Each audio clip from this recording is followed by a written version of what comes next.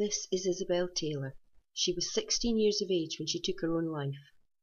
Fear porn contributed to this lovely girl's suicide. She talked often to her parents about how the world was going to end in 2012. And after her death it was discovered she'd accessed dozens of websites and videos devoted to an apocalypse.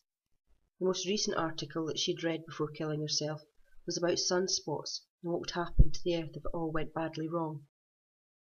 This is Lynn Benedetto, a 47-year-old mother from California who in 2011 attempted to kill her 2 young daughters and then herself because she'd been fooled into believing that the world was about to be thrown into an apocalypse. I have no photograph of T.R.O.L.L, a 16-year-old girl from central India who in 2008 took her own life by ingesting poison. She'd been watching locally produced TV programs that conveyed that the Large Hadron Collider at CERN, when started up, would cause the earth to crack and we would all perish. Indian TV channels had held various discussions in the days leading up to the Large Hadron Collider being turned on, all predicting doomsday scenarios. Clinical psychologist Nadia Masand had told the BBC later that some of the TV coverage had been irresponsible and that this fear-mongering coverage could have had a very adverse effect on emotionally weak people. Australia, 2005. Teenager Tasman McKee began to learn about peak oil theory, reading the words of the absolute worst doommongers on the subject, and becoming part of doomsday forums and mailing lists. He eventually believed that there was nothing but bleakness and despair in the future. He became obsessed with it. He disappeared to a remote area, and his body was eventually found 2 months later in December 2006. He had taken his own life and had left a suicide note. Additionally, in his final emails to friends and family, he had mentioned the websites he was reading, and it was absolutely clear that this material contributed to his ending his own life. Let's bring it up to date now. This is 15-year-old Ella. Her photo is pixelated because neither she, nor her parents, nor I wish to identify her to the public. I've known Ella her entire life.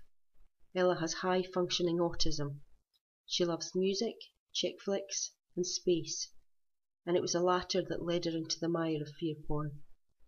Ella loved watching space videos on YouTube, live feeds from the ISS, videos about distant stars and planets, what comets are made of, anything space related, and her parents were happy that she had such an interest.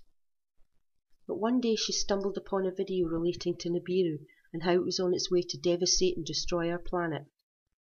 Intrigued, Ella clicked onto related videos, believing everything that she was hearing, not realizing that the vast majority of what she was watching was downright lies and not scientific in the slightest.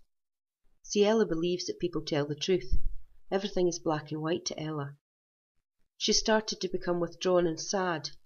Her parents were thankfully quick to notice this and asked what was wrong. She told them the things she'd seen and heard, explained that the end of the world was coming very soon, and that maybe it would be better if she could just go to sleep and die now because she was scared that when the end came it might hurt, and that she didn't want to see her family suffer. Her parents asked her to show them the YouTube videos she'd been watching, and they were horrified at the material Ella had subjected herself to, and even more horrified that YouTube allowed such absolute lies, fear, and brainwashing for profit.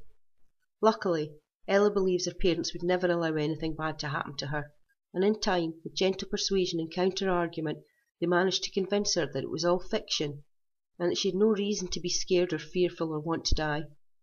Ella's mum sent me an email with links to some of the videos.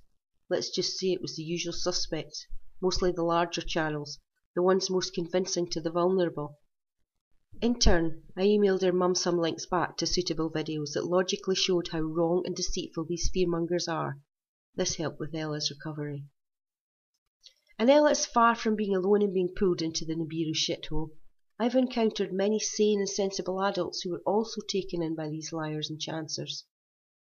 The now retired David Morrison, senior astrobiologist at NASA, had publicly stated that he'd received a large number of emails and letters from people worried about the world ending. Most often these were young people who couldn't eat, couldn't sleep, some suicidal, all genuinely frightened. He said he'd heard from teenagers considering killing themselves because they don't want to be around when the world ends. I'd heard from women contemplating killing their children and themselves so they wouldn't have to suffer through the end of the world. So, all you purveyors of fear porn out there, how would you feel if it was your child killing themselves or wanting to kill themselves because of all the lies and bad science that people of your ilk spew out? Would you be happy with yourself? Pleased that you'd absolutely managed to convince someone that they should just die because the end was coming soon anyway? Would it make you feel successful and fulfilled? Will you continue to enjoy the blood money you've collected? Does any of this make you sit back, think, take stock of the damage you could be causing? Are you just so full of your own self-importance, loving the drama of it all, and enjoying the financial benefits your lies are providing for you, that quite simply you don't give a damn? Morals and responsibility. Not one of you know the meaning of those words.